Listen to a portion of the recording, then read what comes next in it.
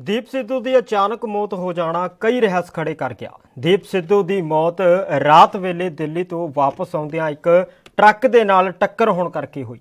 ਦੀਪ ਸਿੱਧੂ ਨੂੰ ਚਾਹੁਣ ਵਾਲਿਆਂ ਦਾ ਕਹਿਣਾ ਹੈ ਕਿ ਇਹ ਇੱਕ ਸਿਆਸਤ ਵੀ ਹੋ ਸਕਦੀ ਹੈ, ਇੱਕ ਰੰਜਿਸ਼ ਵੀ ਹੋ ਸਕਦੀ ਹੈ। ਉਹਨਾਂ ਦਾ ਕਹਿਣਾ ਹੈ ਕਿ ਦੀਪ ਸਿੱਧੂ ਦੀ ਲੋਕਪ੍ਰਿਯਤਾ ਦਿਨੋਂ ਦਿਨ ਵਧ ਰਹੀ ਸੀ, ਜਿਸ ਕਾਰਨ ਕਈਆਂ ਦੀਆਂ ਅੱਖਾਂ ਦੇ ਵਿੱਚ ਦੀਪ ਸਿੱਧੂ ਦਾ ਚਿਹਰਾ ਰੜਕ ਰਿਹਾ ਸੀ।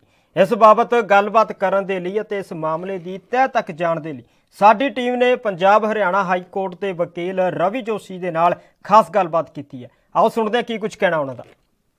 कल रात दीप सिद्धू का एक्सीडेंट होता है और उसके बाद अगर हम कहें कि पूरे पंजाब में शोक की लहर दौड़ जाती है। अगर हम बात करें पूरे पंजाब में जहां रात को शोक था, तो सुबह लोगों की तरफ से सवाल खड़े होने लगे कि क्या ये एक सच्ची में एक एक्सीडेंट था या फिर इसके पीछे कोई पूरी साजिश थी। इसके लिए हमारे साथ Punjab and Haryana high court के एडवोकेट रवि जोशी, उनसे बात करते हैं। जोशी जी, देखिए, रात को तो शोक था, आप भी दीप सिद्धू काफ़ी हम कहें कि नोन में रहे हैं, पर सवाल ये है कि लोग अब ये कह रहे हैं कि इसके पीछे कोई कॉन्स्पिरेसी है कि जान के मारा गया। क्या ऐसा लगता है ये ऑप्शन हो सकता है? देखो जी, पहले तो बहुत ही दुख भरी घटना है ये। जब मुझे पता लगा तो मुझे भी बड़ा शौक हुआ, बिकॉज जब कोई इंसान अगर आपको जानता है और वो सडनली इस दुनिया से ही चला जाए, हर एक इंसान के गुड पार्ट्स भी होते हैं, बैड पार्ट्स भी होते हैं, ठीक है। नो डाउट उनके ऊपर केस चल रहा था, आपको सभी लोगों को पता है। बट लेकिन ये नहीं होता कि उसके घर वालों को जो लॉस है वो कभी नहीं पूरा हो सकता। लेकिन कॉन्स्पिरेसी का पार्ट इसके अंदर मुझे कहीं पे नज़र नहीं आता, अगर मैं उस एंगल से देखूं अभी तक। बिकॉज वो ट्रक ऑलरेडी खड़ा था और दीप सिद्धू जी जो है वो खुद गाड़ी चला रहे थे। कोई जानबूझ के तो कोई गाड़ी मारेगा नहीं। अब वो ट्रक चल रहा था या खड़ा था, वो तो पुलिस वाले जो न्यूज़ के अंदर आया है हम तो उसके अकॉर्डिंगली बता रहे हैं। हाँ, जो फर्स्ट इन्फॉर्मेशन यही आ रही है कि खड़े थे। हाँ, वो ऑलरेडी वहाँ पे पार्क था, तो उसके अकॉर्डिंगली जो है उसके ड्राइवर के ऊपर जो है 283 279 का और ज़्यादा से ज़्यादा 304A का जो है वो पर्चा दर्ज जो है आई थिंक पुलिस वालों ने जो है वहाँ पे लोकल पुलिस ने वहाँ पे कर दिया होगा। और बाकी जो असली बात है भी वो कहाँ से आ रहे थे, क्या की थे, उन्होंने ड्रिंक, दीप सिद्धू जी ने भी ड्रिंक की हुई थी या नहीं की हुई थी, ये मैं कुछ अभी कह नहीं सकते। तो वो उनके पोस्टमार्टम में भी क्लियर होगा। एक अल्कोहल का भी आई थिंक टेस्ट वो अलग करवाएंगे भी, उन्होंने भी ड्रिंक की हुई थी या नहीं की हुई थी, क्योंकि वो भी दिल्ली से पंजाब की तरफ वापस आ रहे थे। और जो उनकी साथ में उनकी जो फ्रेंड थी, फियांसे थी, उनकी स्टेटमेंट भी बहुत मायने रखती है भी। वो सारी चीज़ों को वो तथ्य क्लियर कर देंगे, उन सभी चीज़ों का भी एटलीस्ट हुआ क्या था, कोई कॉन्स्पिरेसी का पार्ट था या नहीं था, वो उनकी फ्रेंड ने ही क्लियर कर देना है।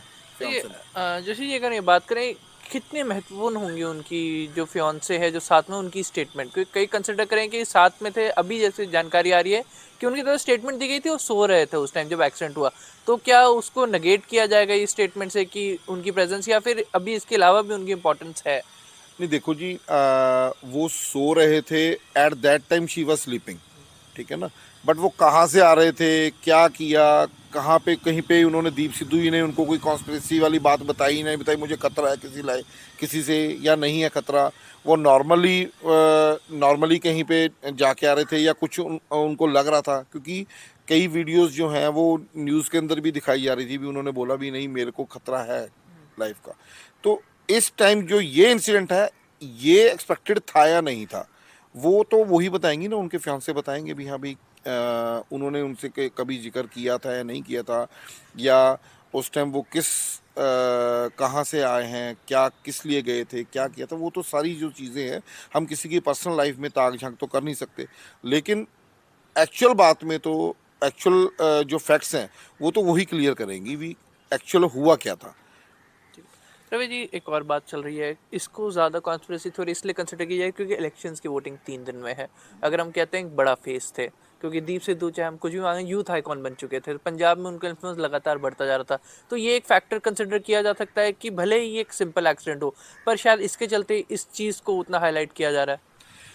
देखो, कभी भी किसी पॉलिटिशियन की या किसी सेलिब्रिटी की या कुछ किसी के साथ कोई बड़ी कंट्रोवर्सी जुड़ी हो, अगर सडनली उसकी ऐसे डेथ हो जाती है तो हम प्रिज्यूम कर लेते हैं भी नहीं ये कॉन्स्पिरेसी का पार्ट है, तो वो है हमारी एक ह्यूमन नेचर है। और हमारे खास करके जो हमारे पंजाब के लोग हैं वो बहुत इमोशनली जुड़े होते हैं किसी के साथ। जब वो किसी को सपोर्ट करते हैं वो दिल से सपोर्ट करते हैं, तो कहीं ना कहीं पे उनकी भावनाओं की कदर करते हुए वो सोच रहे हैं, वो बयान दे रहे हैं, या लोगों के एक अंदर एक कहते हैं हम क्या कह सकते हैं भी, एक उनको लगता है भी शायद ये कॉन्स्पिरेसी का पार्ट हो।